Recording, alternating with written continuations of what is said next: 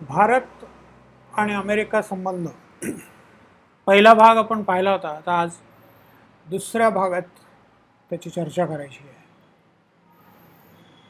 भारताचं जसं ministry of external affairs परराष्ट्र मंत्रालय आहे, MEA असं शॉर्ट फॉर्म त्याचा करतो, तसं अमेरिकेचं आहे डिपार्टमेंट ऑफ स्टेट. म्हणजे नावामधला फरक लक्षात यावा म्हणून मी तुम्हाला हे सांगितलं. डिपार्टमेंट ऑफ स्टेट हे अमेरिकेचं परराष्ट्र खातं सांभाळतं. किसिंजर, हेनरी किसिंजर हे अमेरिकेचे एक मोठे डिप्लोमॅट. त्यांच्याविषयी आपण पहिल्या चॅप्टरमध्ये पाहिलं. त्यांनीच अमेरिका आणि चीनची मैत्री जुळवून आणली आणि त्यांनी अमेरिकेचं राजकारण मोठ्या प्रमाणावरती बदललं.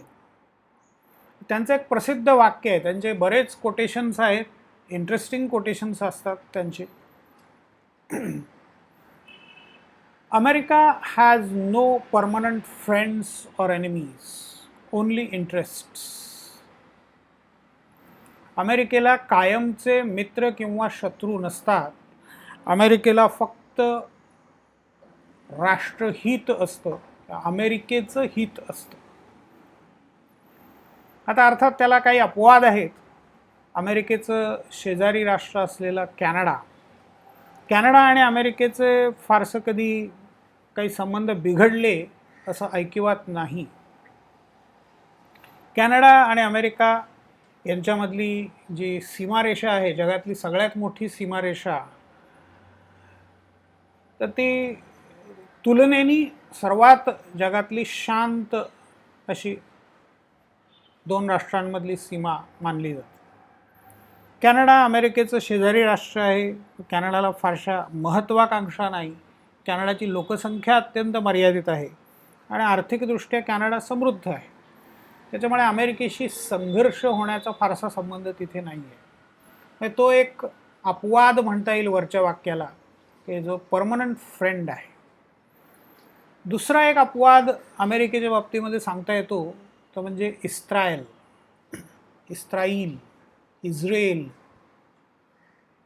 इस्रायल. वेगवेगळे उच्चार आहेत त्याचे. ISREAL असं इंग्लिश स्पेलिंग आहे. मराठीमध्ये आपण इस्रायल किंवा इस्राईल काही ठिकाणी तुम्हाला दिसेल. तर इस्रायलची निर्मिती अमेरिकेने केली. निर्मितीमध्ये मोठं कॉन्ट्रीब्युशन अमेरिकेचं आहे. इस्रायलच्या ज्यू लोकांनी पॅलेस्टाईनमध्ये वसाहती स्थापन केल्या आणि मग शेवटी 1948मध्ये अमेरिकेच्या एअरफोर्सच्या सहाय्याने इस्रायलच्या राष्ट्राच्या स्थापनेची घोषणा करण्यात आली. तेव्हापासून इस्रायल आणि अमेरिका यांची मैत्री अगदी गाढ मैत्री राहिलेली आहे. त्यांच्यामध्ये व्यापारी लष्करी संबंध आहेत. अमेरिकेमध्ये लॉबीज असतात, म्हणजे दबाव गट. तर त्याच्यामध्ये ज्यू लॉबी ही अमेरिकेतली खूप पॉवरफुल आहे असं मानलं जातं. अनेक अमेरिकन नागरिक फिल्ममधले असतील, राजकारणातले असतील, लष्करातले असतील, तर हे अनेक ज्यूज होते आणि त्यांनी अमेरिकेची शान वाढवलेली आहे. तिसरा अपवाद म्हणता येईल तर म्हणजे इंग्लंड पहिल्यापासूनच अमेरिकेचं अत्यंत जवळचं असं मित्रराष्ट्र मानलं गेलेलं आहे.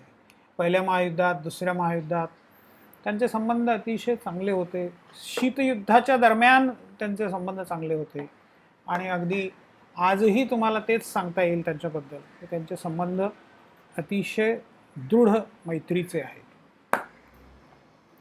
दक्षिण कोरिया हे असं एक राष्ट्र आहे की जे अमेरिकेने उभं केलं.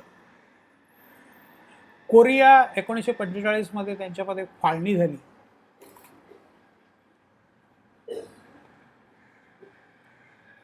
दक्षिण कोरिया अमेरिकेच्या गटामध्ये आला, तर उत्तर कोरिया सोव्हिएट गटामध्ये गेला.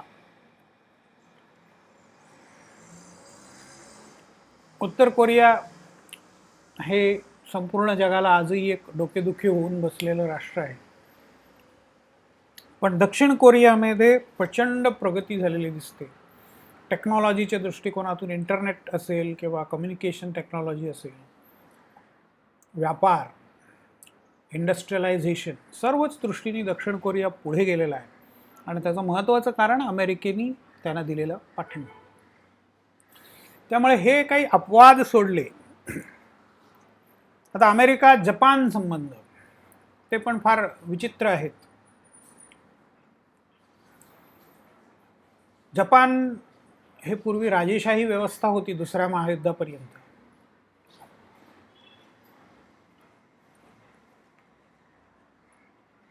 जपानच्या राजाला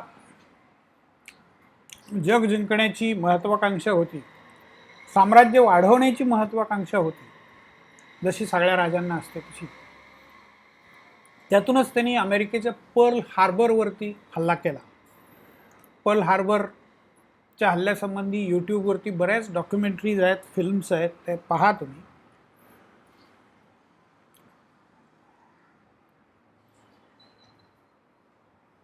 त्याचा परिणाम म्हणून अमेरिकेचं जे काही अणुबॉम्ब संबंधाने संशोधन चाललेलं होतं त्याचा प्रयोग त्यांनी हिरोशिमा आणि नागासाकी या 2 जापनीज शहरांवरती बॉम्ब टाकून केला.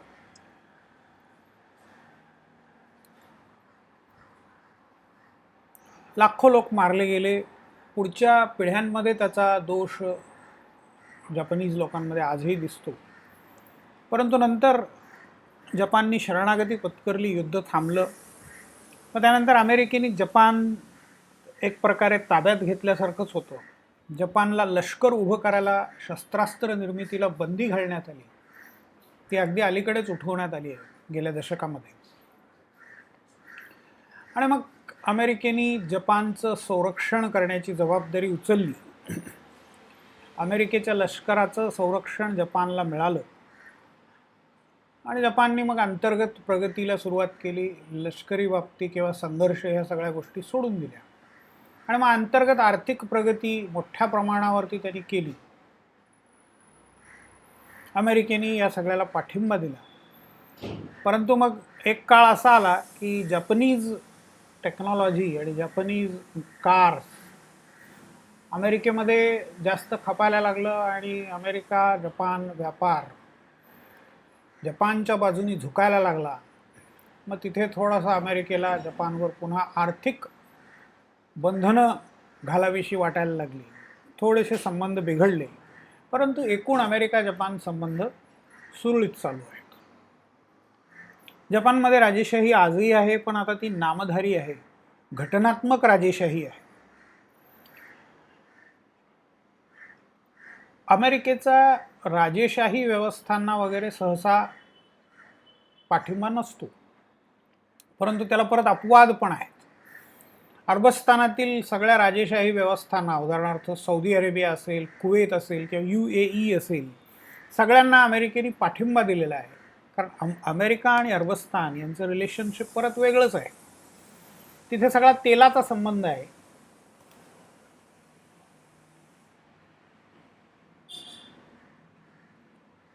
या भागात मोठ्या प्रमाणावरती तेलाच्या रिफायनरीज आहेत आणि या रिफायनरीज अमेरिकेने चालवलेल्या आहेत. म्हणजे तेल विहिरींमधून तेलाचं उत्खनन करणं, शुद्धीकरण करणं आणि त्याचा व्यापार हे सगळं आजही बहुतांशी अमेरिकेच्या ताब्यात आहे, अमेरिकेच्या नियंत्रणाखाली आहे.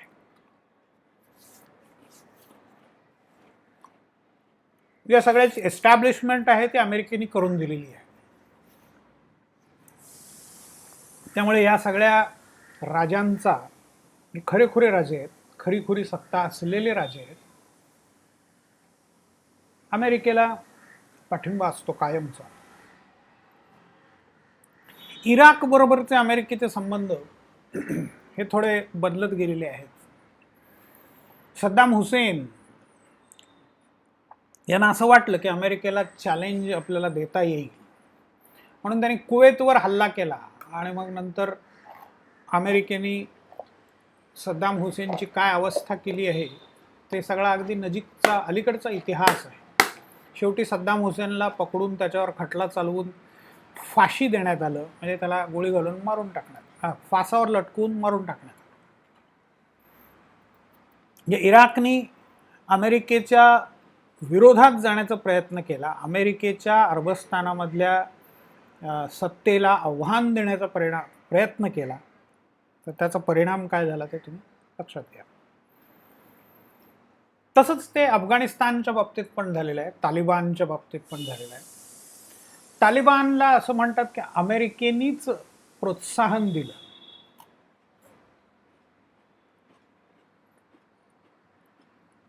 खूप लांबचा इतिहास आहे. 1978-1979 मध्ये रशियानी, म्हणजे सोव्हिएट रशियानी त्यावेळेच्या अफगाणिस्तानमध्ये घुसखोरी केली, तिथे साम्यवादी राजवट एस्टॅब्लिश केली.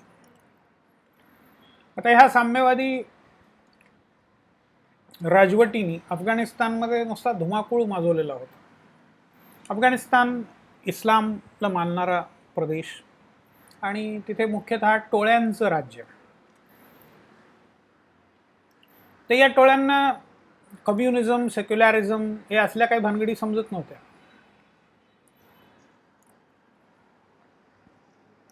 सोव्हिएट्स जर तेवढ्यापुरतेच मर्यादित राहिले असते तर कदाचित अफगाणी लोकांनी त्यांच्याशी संघर्ष केलाही नसता. परंतु सोव्हिएट सैनिकांनी अनेक अत्याचार अफगाणी लोकांवरती केले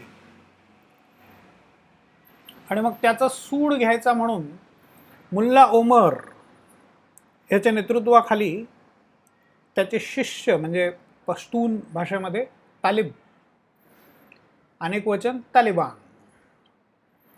तर हे तालिबान एकत्र आले आणि मग कोल्ड वॉर त्यावेळेला चालू होतं, शीतयुद्ध चालू होतं.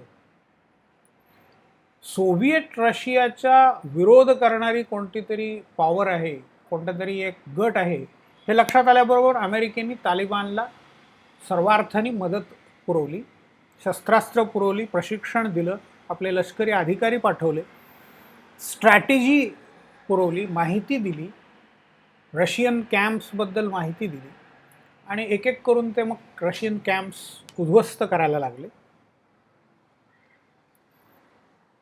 तालिबान मोठे व्हायला लागले. तालिबाननी अफगाणिस्तानची सत्ता ताब्यात घेतली.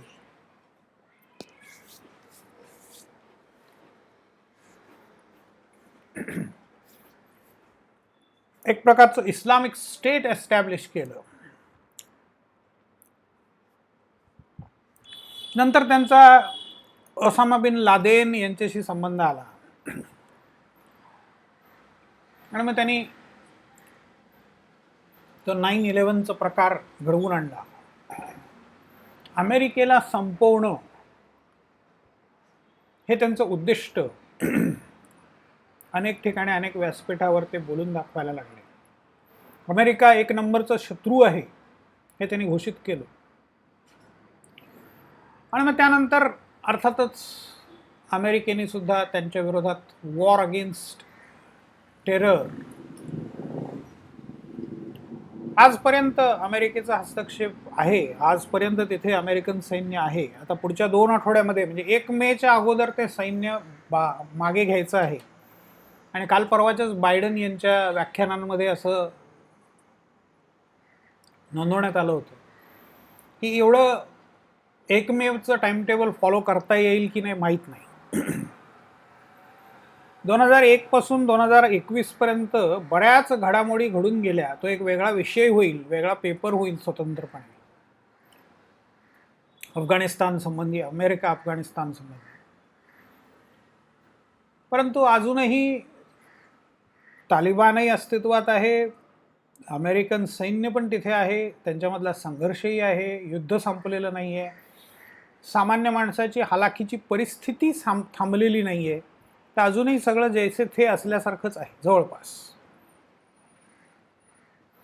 चीन, इराण, भारत, पाकिस्तान, उत्तर कोरिया, आफ्रिकेतले देश, प्रत्येकाशी अमेरिकेचे वेगवेगळे संबंध आहेत. चीनच्या संबंधांचं आपण चर्चा केली की सुरुवातीला अजिबातच नव्हते, मग हेनरी किसिंजर आणि रिचर्ड निक्सन यांच्या पुढाकाराने संबंध एस्टॅब्लिश झाले आणि आज परत चीन आणि अमेरिका दोन्ही संघर्षाच्या मोडमध्ये आहेत. इराण बरोबरचे अमेरिकेचे संबंध. इराण 1979 पर्यंत तिथे इराणचा शहा म्हणजे राजा होता आणि हा राजा पश्चिमेकडचं लाईफस्टाईल, वेस्टर्न लाईफस्टाईल आवडणारा किंवा पश्चिमेकडची सगळी जीवनशैली आवडणारा होता. त्याच्यामुळे अमेरिकेचे आणि इराणचे अत्यंत चांगले संबंध होते. 1979 मध्ये तिथे इस्लामिक क्रांती झाली. आयातुल्ला खोमिनी हे निवडून आले आणि त्याने अमेरिकेला एक नंबरचा शत्रू म्हणून घोषित केलं. खोमिनी यांची भाषणं यूट्यूबवरती आहेत, ते पहा तुम्ही. आणि मग इराणमध्ये काही अमेरिकन पत्रकारांना होस्टेज ठेवलं गेलं. काही पत्रकारांची, काही प्रवाशांची हत्या झाली. काही ठिकाणी बॉम्बस्फोट घडवून आणण्यात आले आणि मग तेव्हापासून आजपर्यंत जवळपास 40-42 वर्ष झाली इराण आणि अमेरिका यांचं अगदी कट्टर शत्रुत्वाचं नातं आहे.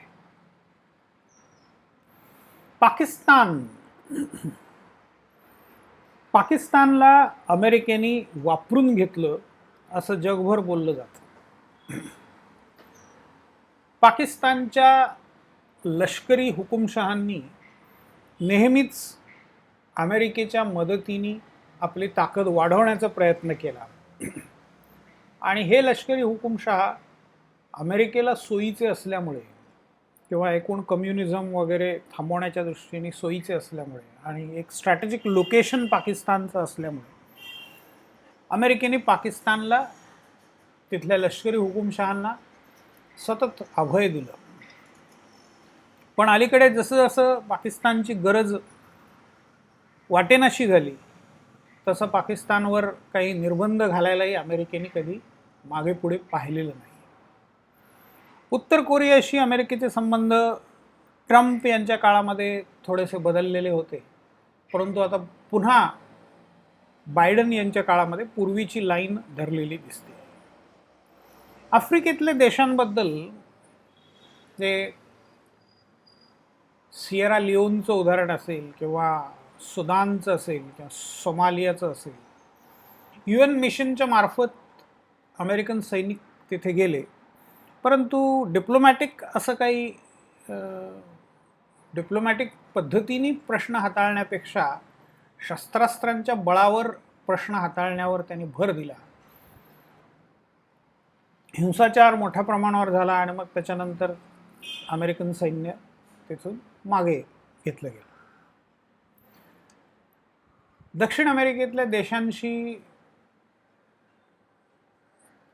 बऱ्यापैकी व्यापारी संबंध अमेरिकेचे आहेत. मेक्सिकोशी त्यांचा एक व्यापारी करार आहे. मध्य अमेरिका, कॅरेबियन आयलँड्स, त्याच्यामध्ये क्युबा बरोबर अमेरिकेचा मोठा संघर्ष होता, तो गाजलेला आहे. क्युबन मिसाईल क्रायसिस 1963 केनेडी यांच्या काळातला. क्युबामध्ये रशियाने अण्वस्त्र आणून ठेवलेली होती आणि त्याचा टार्गेट अमेरिका होतं आणि क्युबावरती हल्ला करण्याचा मग अमेरिकेने धमकी दिली. आणि आता हे जर अण्वस्त्रांचं युद्ध, अणुयुद्ध पुन्हा सुरू झालं तर जग बेचिराख होईल, ही सगळ्या जगाला भीती निर्माण झालेली होती. आज क्युबा आणि अमेरिकेचे संबंध आता पुन्हा पूर्ववत झालेले आहेत. ओबामा यांच्या काळामध्ये त्यांच्यामध्ये परत काही करार झाले, मैत्रीचे करार झाले, व्यापारी संबंध पूर्ववत सुरू झालेले आहेत. अमेरिकन टुरिस्ट्सना या भागातल्या आयलंड्समध्ये खूप इंटरेस्ट आहे आणि टुरिझम मोठ्या प्रमाणावरती अमेरिकेमुळेच या भागातलं चालतं. अमेरिका आणि सोव्हिएट युनियन, अमेरिका आणि भारत याच्याकडे तर आपण येणार आहोत, पण अमेरिका आणि सोव्हिएट युनियन पुन्हा एक स्वतंत्र पेपरचा विषय आहे. शीतयुद्ध मागच्या सेमिस्टरमध्ये आपण हे सगळं विस्ताराने पाहिलंय, परंतु सोव्हिएट युनियनला उद्ध्वस्त करण्यामध्ये अमेरिकेचा वाटा मोठा आहे. सोव्हिएट युनियन प्रत्यक्षात संपवलं, नष्ट केलं ते गोर्बाचेव यांनीच. पण असे जे फोर्सेस आहेत जे सोव्हिएट युनियनमधल्या साम्यवादाच्या विरोधात उभे राहतील, त्यांना मदत करण्याचं धोरण नेहमीच अमेरिकेने अवलंबलेलं होतं. तर गोर्बाचेव यांना नोबेल पारितोषिक देण्यात आलं, गोर्बाचेव यांना अमेरिकेत भेटीसाठी बोलवण्यात आलं. गोर्बाचेव यांच्या काळामध्ये अमेरिकन प्रेसिडेंट्स रशियामध्ये, सोव्हिएट रशियामध्ये जाऊन आले. तर ह्या दोघांचे संबंध, या दोन्ही राष्ट्रांचे संबंध अतिशय गुंतागुंतीचे आहे. भारताचा अमेरिकेशी असलेला संबंध अगदी 1893 पर्यंत आपण मागे जाऊ शकतो. स्वामी विवेकानंद त्यांचं ते जागतिक धर्म परिषदेमधलं भाषण आणि बंधू आणि भगिनींनो हे सगळ्या जगाला अवाक करणारे त्यांचे ते शब्द, याच्याबद्दल तुम्ही लहानपणापासून बऱ्याच वेळेला ऐकलं असेल. स्वामी विवेकानंद आध्यात्मिक क्षेत्रातले नेते, हिंदू धर्माच्या तत्वांचा प्रसार करणं हा त्यांचा हेतू, आणि त्या दृष्टीने त्यांना असं वाटलं की अमेरिकेत जे काही जागतिक धर्म परिषद भरते आहे त्याला जाणं गरजेचं आहे. मग ते अमेरिकेत जाऊन राहिले. त्यांचं लिखाण जर तुम्ही वाचलं तर त्याच्यामध्ये मग अमेरिकन लाईफस्टाईल, अमेरिकन जेवण, व्यवस्थित अनेक कोर्सेसचं जेवण ते जेवतात आणि मग शेवट अगदी आईस्क्रीमनी होतो, इतकं बारकाईने वर्णन त्यांनी त्यांच्या पुस्तकांमध्ये केलेलं आहे, लिखाणांमध्ये केलेलं आहे. तर विवेकानंदांपासून सर्वांना अमेरिकेचं आकर्षण होतं. अमेरिका आपल्याला मदत करू शकते, अमेरिका आपल्या प्रगतीमध्ये सहाय्यकारी होऊ शकते असं सगळ्यांनाच वाटत होतं. आता हे दुसरं जे चित्र आहे ते कन्याकुमारीला स्वामी विवेकानंदांचं एक मोठं स्मारक आहे, त्याचं ते चित्र आहे. जरूर व्हिजिट करून बघा, अतिशय सुंदर बांधकाम इथे केलेलं दिसतं. मार्क ट्वेन इज इक्वल टू सटायर. तिरकस लिखाण करणं या बाबतीमध्ये मार्क ट्वेनशी स्पर्धा करणं कठीण आहे. 1835 ते 1910 हा त्याचा एकूण जीवनकाळ. ट्वेननी भारताला व्हिजिट दिलेली होती आणि भारताबद्दल अगदी नेहमीच मार्क ट्वेन, अमेरिकन लेखक, भरभरून बोलायचे. त्यांचं हे तिरकस वाक्य बघा, I have never let my schooling interfere with my education. म्हणजे शाळांमध्ये शिक्षण दिलं जात नाही हे अगदी तिरकस पद्धतीने त्यांनी मांडलेलं दिसतं. भारताबद्दल ते काय म्हणतात बघा, India is the cradle of the human race, the birthplace of human speech, the mother of history, the grandmother of legend and the great grandmother of tradition. Our most valuable and most constructive materials in the history of man are treasured up in India only. भारताच्या समृद्ध इतिहासाबद्दल जसा आपल्याला अभिमान असतो तेवढाच अभिमान mark ट्वेन यांना होता. तर स्वामी विवेकानंद, मार्क ट्वेन यांच्याबरोबर या दोन नेत्यांचे संबंध, महात्मा गांधींना सुद्धा अमेरिकेचं महत्त्व पटलेलं होतं. मार्टिन ल्युथर किंग, अमेरिकेतल्या ब्लॅक्स, काळ्या लोकांचे नेते, त्यांनी गांधींना आपला आदर्श मानलेलं होतं.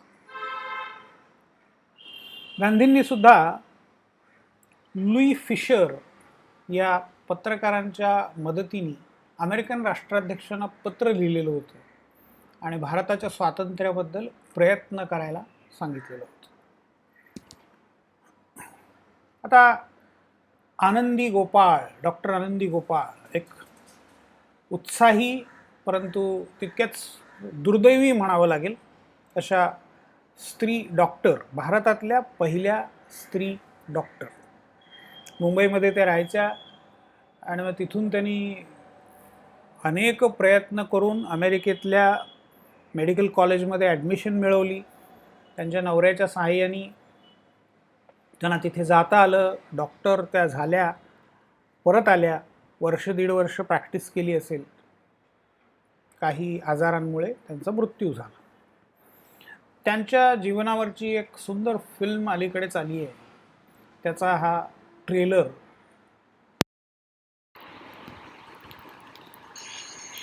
स्त्रीचा सगळ्यात महत्वाचा गुण कोणता? संसार दक्षता. अहो त्या शिकल्या तर नोकऱ्या करायला लागतील. अबलवंताच्या घराण्यात शोभेल का हे? घराणं नायकिणीचं असलं तरी चालणार आहे मला. इंग्रजी लिहिता वाचता येतं का? नाही, पाढे येतात.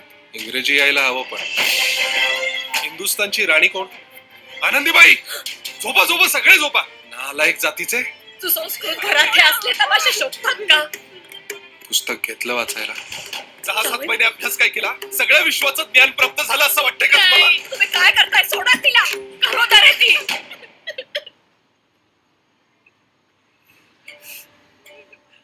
मारा. मारता का आता? देव ठेवू. गर्भवती स्त्रिया पुरुष डॉक्टरांशी मोकळेपणाने बोलू शकत नाहीत. Are you suffering from a white discharge? आणि त्यामुळे त्यांची अपरिमित हानी होते. मला दुसरं काही करायचं नाही. मी इतका अभ्यास करेन, डॉक्टर होऊन दाखवेन.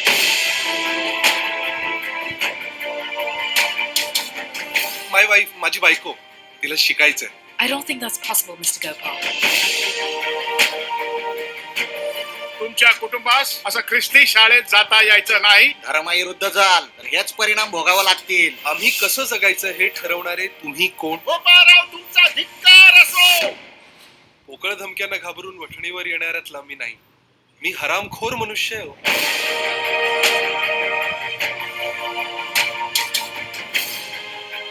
तुम्हाला तिथे शिकायचं असेल तर ख्रिस्ती धर्म स्वीकारण्या वाचून गत्यंतर नाही. I will be Albert and my wife will be Victoria. ज्या देशास माझ्या धर्मासकट मी मान्य नाही, तो देश मला मान्य नाही.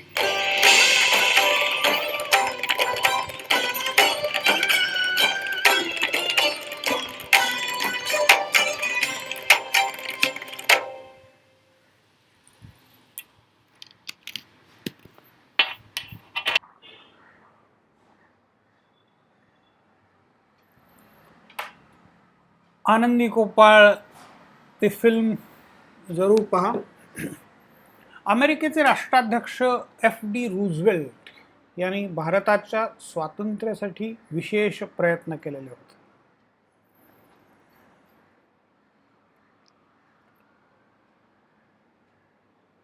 रूझवेल्ट आणि चर्चिल यांच्याविषयीचा हा लेख, हे प्रेझेंटेशन मी शेअर करणारच आहे नेहमीप्रमाणे. तर या चित्रावरती क्लिक केल्यानंतर हा लेख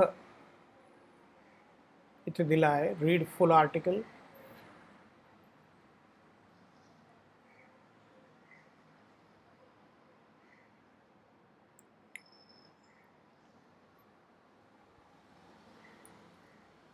फॅसिझम आणि साम्राज्यवाद किंवा वसाहतवाद हे दोन्ही एकसारखंच आहे. मग फॅसिझम विरुद्ध लढायचं आणि साम्राज्यवादाला किंवा वसाहतवादाचा पुरस्कार करायचा हे मला पटत नाही असं रूझवेल्ट म्हणाले होते. म्हणजे जर्मनी आणि ब्रिटनची तुलना ते करतायत आणि मग त्याने ब्रिटनला, भारताला आणि बाकीच्या वसाहतींना स्वातंत्र्य द्यावं अशी मागणी पण केली. महात्मा गांधी आणि लुई फिशर हे अमेरिकन पत्रकार महात्मा गांधींच्या व्यक्तिमत्वामुळे प्रचंड प्रभावित झाले होते लुई फिशर यांचं लिखाणसुद्धा अतिशय ल्युसिड असं त्याला म्हणता येईल. ओघवती वाणी आणि अगदी रसाळ असं लिखाण. आम्हाला शाळेमध्ये त्यांचं टेक्स्टबुकमध्ये एक चॅप्टर होता, तो सुद्धा अतिशय वाचनीय, तो अजूनही माझ्या लक्षात आहे. तो महात्मा गांधी आणि लुई फिशर यांचा खूप मोठा संवाद झाला आणि मग लुई फिशर यांनाच अमेरिकन राष्ट्राध्यक्षांना पत्र लिहायला सांगितलं होतं गांधींनी, आणि त्यांच्या मार्फत ते पत्र तिकडे त्यांना पाठवलं. 1950 मध्ये उत्तर आणि दक्षिण कोरियामध्ये युद्ध झालं आणि दक्षिण कोरिया अर्थातच अमेरिका त्यांना सपोर्ट करत होती आणि उत्तर कोरिया सोव्हिएट युनियन. तर अमेरिकेच्या भूमिकेला आपण पाठिंबा दिलेला होता आणि संयुक्त राष्ट्र शांती सेनेच्या मार्फत आपण दक्षिण कोरियामध्ये बरंच काम पण केलेलं होतं. म्हणजे अमेरिकेच्या भूमिकेला पाठिंबा देण्याचं साधारणपणे आपलं धोरण होतं. अमेरिकेची खूप इच्छा होती की आपण त्यांच्या गटामध्ये सामील व्हावं. अमेरिकेने आपल्याला सढळ हाताने मदत केलेली होती.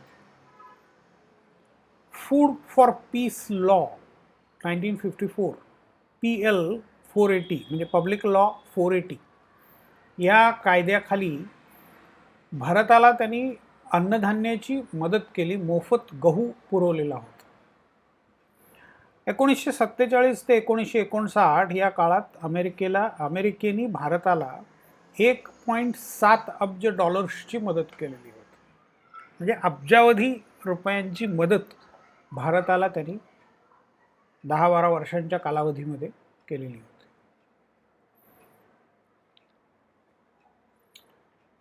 सेंटो नावाचं एक ऑर्गनायझेशन त्यांनी सुरू केलेलं होतं की ज्याच्यामध्ये तुर्कस्तान, इराण, पाकिस्तान आणि ब्रिटन हे समाविष्ट होते. खुद्द अमेरिका त्याच्यामध्ये सहभागी नव्हती. पण मिडल ईस्टमधल्या देशांना एकत्र आणणं. तर मिडल ईस्ट ट्रीटी ऑर्गनायझेशन मिटो असंच त्याचं पहिल्यांदा नाव होतं, नंतर त्याचं सेंटो झालं. मग याच्यामध्ये पण भारताने सामील व्हावं अशी भूमिका अमेरिकेची होती. लष्करी करार होता एक प्रकारचा.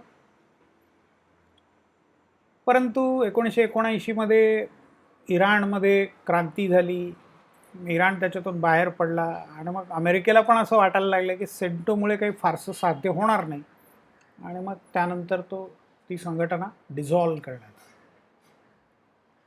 पण अमेरिकेची अशी इच्छा होती की भारताने याच्यामध्ये सामील व्हावं. पाकिस्तान त्याच्यामध्ये सामील झालेला होता. भारतातले काही नेते, काँग्रेसच्या नेत्यांचा म्हणजे नेहरूंचा कल स्पष्ट होता. नेहरूंना अलिप्ततावाद महत्त्वाचा वाटत होता. रशियाकडे पण जायचं नाही, म्हणजे सोव्हिएट रशियाकडे पण जायचं नाही, साम्यवाद्यांच्याकडे पण जायचं नाही आणि भांडवलवाद्यांच्याकडे पण जायचं नाही. तर नेहरूंचा विचार स्पष्ट होता. परंतु स्वतंत्र पक्ष सी राजगोपालाचारी त्यांचा स्वतंत्र पक्ष, तसंच मिनू मसानी यांचं हे चित्र आहे.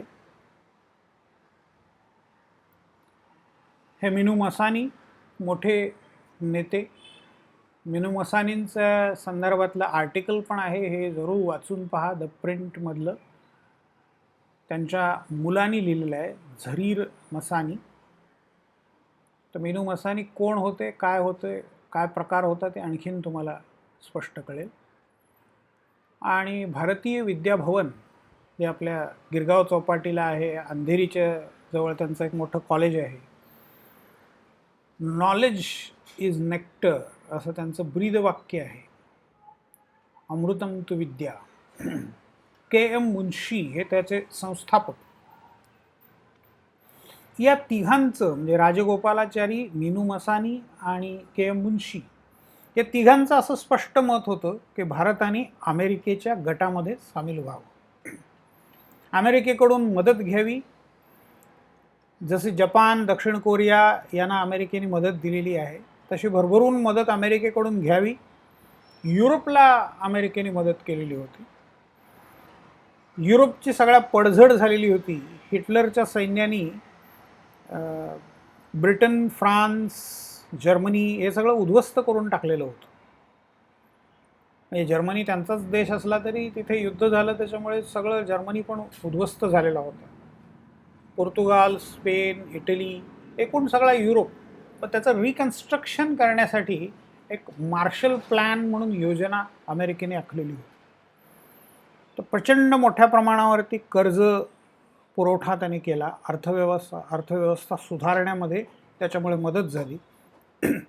रस्ते, टेलिकम्युनिकेशन लाईन्स, वीज पुरवठा, हे सगळे जे इन्फ्रास्ट्रक्चर प्रोजेक्ट्स आहेत ते अमेरिकेने तिथे व्यवस्थित सुरू करून दिले. तर ते डोळ्यापुढे ठेवून या तिघांचं म्हणणं असं होतं की भारताने खुलेपणाने अमेरिकेशी मैत्रीचा करार करावा, अमेरिकेच्या गटामध्ये सामील व्हावं, भांडवलशाही अर्थव्यवस्था स्वीकारावी, लायसन्स राज किंवा सोशलिझमच्या मागे लागण्यापेक्षा भांडवलशाही खुली अर्थव्यवस्था, खुल्या बाजाराची अर्थव्यवस्था, ओपन मार्केट किंवा फ्री मार्केट इकॉनॉमी स्वीकारावी आणि प्रगती करून घ्यावी, असं या तिघांचं स्पष्ट मत होतं. अर्थात ते अल्पमतामध्ये होते, त्यामुळे त्यांना ते प्रत्यक्षात कधी आणता आलं नाही. 1948 मध्ये अमेरिकेने काश्मीर प्रश्नामध्ये मध्यस्थी करण्याची तयारी दाखवलेली होती, पण भारताने अर्थात त्याला नकार दिला. तेव्हापासून आजपर्यंत भारताची भूमिका तीच आहे. अगदी आज अलीकडे तुम्हाला माहिती असेल, आठवत असेल की डोनाल्ड ट्रम्प यांनी पण परस्पर असं पहिल्यांदा घोषित केलं की भारताने मला मध्यस्थी करण्याची विनंती केलेली आहे. मग त्याच्यानंतर पंतप्रधान मोदींनी अगदी स्पष्टपणे त्याला नकार दिला. मग त्यांनी परत विधानं बदलली त्यांच्या नेहमीच्या सवयीप्रमाणे, की जर त्यांची इच्छा असेल, म्हणजे भारत आणि पाकिस्तान या दोन्ही देशांची इच्छा असेल, तर मदत करायला मी तयार आहे. तर भारताचा या संदर्भात पहिल्यापासून नकारच राहिलेला आहे, आजही तो तसाच आहे. 1949 मध्ये पंतप्रधान जवाहरलाल नेहरू यांनी अमेरिकेला भेट दिली. त्यावेळेला हॅरी ट्रूमन, ज्यांच्या सहीनी जपानवरती बॉम्ब टाकण्यात आले, ॲटम बॉम्ब्स, ते ट्रूमन त्यावेळेला अध्यक्ष होते. पण त्यांनी भारताच्या बद्दल फारसं काही सहानुभूती म्हणा किंवा काही रस दाखवला नाही आणि फारशी मदत पण देऊ केली नाही. तर 1956, 60 आणि 61 मध्ये नेहरूंनी अमेरिकेला भेट दिली. त्यावेळच्या राष्ट्राध्यक्षांनी, विशेषतः केनेडी आणि नेहरू यांचे संबंध अतिशय चांगले होते. एसेनहॉवर 1959 मध्ये भारताला भेट देणारे पहिले अमेरिकन राष्ट्राध्यक्ष.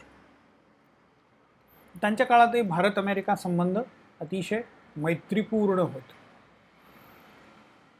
केनेडी आणि नेहरू यांचे संबंध अतिशय दृढ होते आणि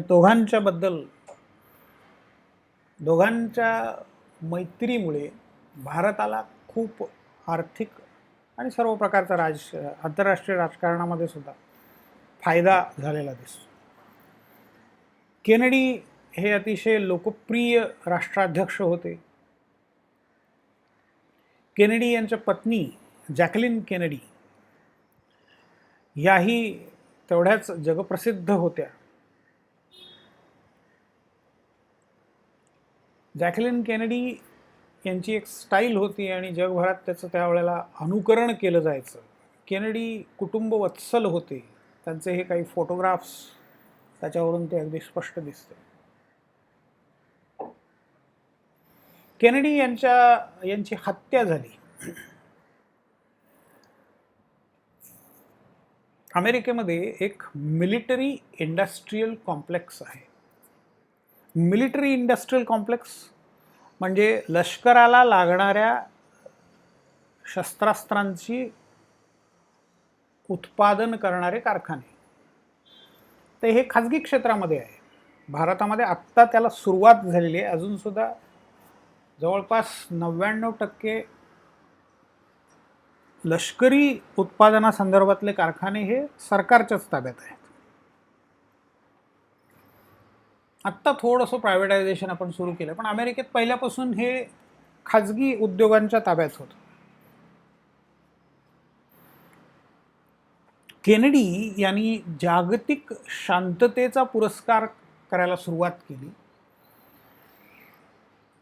आणि त्याला त्यांच्या भूमिकेला यश पण यायला लागलं. बरेचसे प्रश्न सुटायला लागले, बरीचशी युद्ध थांबायला लागली आणि केनेडींची युद्ध थांबवण्याची भूमिका होती. हा जो मिलिटरी इंडस्ट्रियल कॉम्प्लेक्स आहे यांच्या धंद्यावरती त्याचा परिणाम व्हायला लागला. कारण जगभरामध्ये युद्ध चालू राहिली तर यांच्या धंद्याला बरकत येणार, यांच्या प्रॉडक्ट्सना मागणी येणार. जर युद्धच संपली, संघर्ष संपले, सगळीकडे शांतता नांदायला लागली तर यांचा धंदा साफ बुडणार. आता धंदा बुडवण्यामध्ये कारणीभूत कोण ठरतंय तर JFK, जॉन एफ केनेडी. तर मिलिटरी इंडस्ट्रियल कॉम्प्लेक्सनी केनेडी यांची हत्या घडवून आणली असा आरोप केला जातो. JFK नावाची जी फिल्म आहे त्याच्यामध्ये या थिअरीची चर्चा झालेली आहे. प्रत्यक्षामध्ये इन्व्हेस्टिगेशनमध्ये काहीच पुढे आलं नाही. केनेडी एका उघड्या जीपमधून मिरवणुकीमध्ये सहभागी झालेले होते आणि एका उंच इमारतीवरून एका स्नायपरनी, म्हणजे दुर्बीण लावलेली बंदूक वापरणारा, त्याला स्नायपर म्हणतो आपण, नेम धरून गोळी घातली आणि त्यांना मारलं. नंतर जेव्हा तो स्नायपर पकडला गेला तर तो मनोरुग्ण आहे हे सिद्ध झालं आणि त्याच्यामुळे पुढे माहिती काहीच मिळू शकली नाही. म्हणजे कट कुणी रचला असेल किंवा हे घडवून कुणी आणलं याच्याबद्दल निश्चित असं काही सापडू शकलं नाही. फक्त काही थिअरीज आहेत आणि त्यातली एक म्हणजे मिलिटरी इंडस्ट्रियल कॉम्प्लेक्सनीच त्यांना मारलं. बहुतेकांना ते आजही पटतं. तर JFK ही फिल्मसुद्धा जरूर पहा.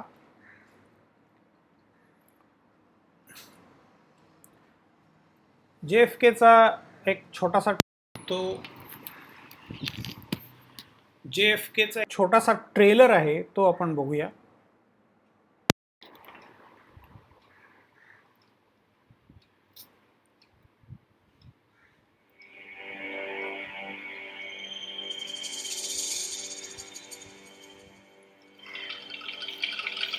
If I answer that question you keep asking, if I give you the name of the big enchilada you know, then it's Bon Voyage Dino. I mean like permanent. I mean like a bullet in my head, you dig? Does that help you see my problem a little better? Out of the corner of my eye, I saw a flash of light in the bushes, and then shots rang out. All cloak and dagger stuff, you know. They call it Operation Mongoose. It's gonna be okay, Dave. You just talk to us on the record and we'll protect you. I guarantee it. You are so naive. You found us in your office. We think the conference room is also above Victor's homes. I'm not cooperating here. I'm not cooperating here. Listen, there's a death warrant for me. Are the same people gonna kill us, Pop? Nobody's gonna kill us. Y'all gotta get into your minds how the hell the spooks think. Now, they're not ordinary crooks. Think the unthinkable. Question everything. Now, we're through the looking glass here, people. White is black, and black is white.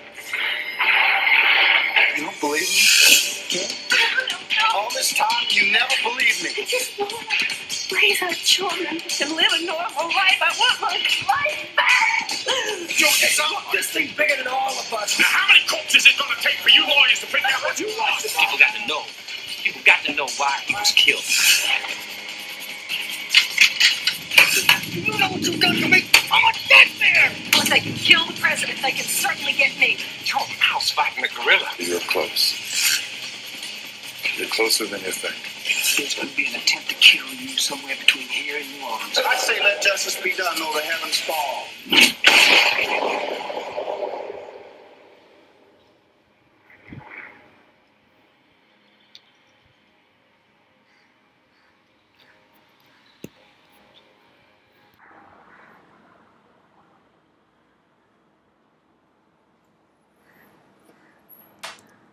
1965 आणि 1971च्या भारत-पाक युद्धातील अमेरिकेची भूमिका. 65मध्ये रशियानी जास्त पुढाकार घेतलेला होता आणि एकूणच अमेरिकेचं म्हणणं हेच होतं की भारताने आक्रमक होऊ नये. पाकिस्तान हे तुलनेने दुर्बल राष्ट्र आहे, तर तिथे बळाचा वापर करून जबरदस्ती करण्याचा प्रयत्न भारताने करू नये. 1971च्या युद्धामध्ये तर उघड अमेरिकेने भारताच्या विरोधी भूमिका घेतलेली होती. एंटरप्राइज नावाची अणुभट्टीवर चालणारी बोट भारताच्या दिशेने पाठवायला त्यांनी सुरुवात केली. मग त्याच वेळेला सोव्हिएट युनियननी त्याच प्रकारची एक बोट भारताकडे पाठवायला सुरुवात केली. त्यामुळे मग एंटरप्राइज माघारी घेण्यात आली. त्याच दरम्यान आपण इंदिरा गांधी पंतप्रधान असताना पहिल्या अणु चाचण्या केल्या आणि बुद्ध हसला हा कोडवर्ड होता त्यावेळेचा. या चाचण्या झाल्यानंतर भारताने डिक्लेअर केल्यानंतर अमेरिकेच्या सुरक्षा एजन्सीजना किंवा गुप्तहेर संस्थांना ती बातमी कळाली. अमेरिकेसाठी तो मोठा धक्का होता. दुसऱ्यांदा वाजपेयी सरकारच्या काळामध्ये जेव्हा आपण अणुस्फोट केले, अणुचाचण्या केल्या, त्यावेळेला सुद्धा अमेरिकेला ते कळलेलं नव्हतं आणि त्या कारणामुळे त्यावेळेच्या CIA प्रमुखांना राजीनामा द्यायला लागलेला होता. 77 ते 80 या काळामध्ये जनता पक्षाचं सरकार आलेलं होतं. तर मोरारजीभाई देसाई यांचा कल अगदी सुरुवातीपासूनच उघडपणे अमेरिकेकडे होता. मोरारजीभाई देसाई यांनी अमेरिकेला भेट दिली. अमेरिकन राष्ट्राध्यक्ष आणि बरेच मोठे नेते भारतातही येऊन गेले. त्याच्यानंतर 80 ते 88 हा काळ अमेरिकेमध्ये रोनाल्ड रेगन यांचा होता. रेगन अनेक कारणांनी प्रसिद्ध होते. रेगन पहिल्यांदा हॉलिवूडमध्ये नट होते आणि रेगन अत्यंत आक्रमक, पण भारतासाठी नेहमी त्यांनी मैत्रीचा हातच पुढे केलेला होता.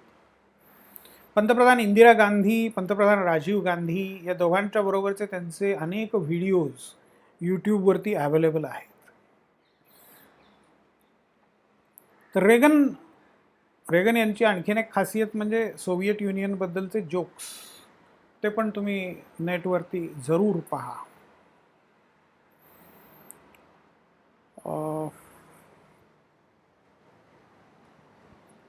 आता राहिला भाग शीतयुद्धानंतरचे भारत अमेरिका संबंध. या काळामधला एक महत्त्वाचा भाग आहे अमेरिका भारत संबंधांमधला. म्हणजे बाकी तुम्ही पुस्तकांमधून वाचू शकाल, पण याच्याविषयी थोडंसं स्पष्टीकरण द्यावंसं वाटतं.